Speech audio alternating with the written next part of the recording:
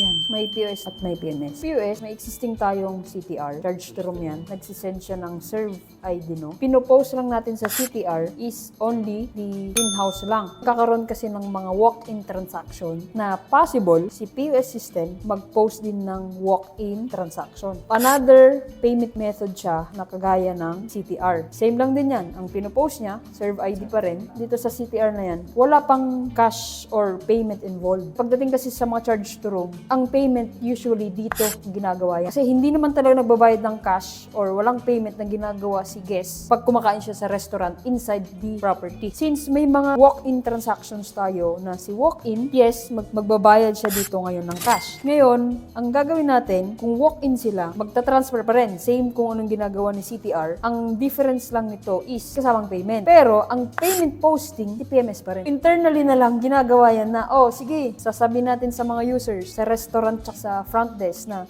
restaurant users, magre-report kayo kay front desk. Pag nag-report sila kay front desk, sabihin nila, ma'am, may walk-in transaction kami. Nasa kanila yung cash or yung payment. Kung gagawin restaurant users, sabihin nila, ma'am, magde-deposit na kami ng mga cash transaction na galing sa mga walk-in. Kung gagawin ni PMS user, magpo-post siya ng payment. Yan.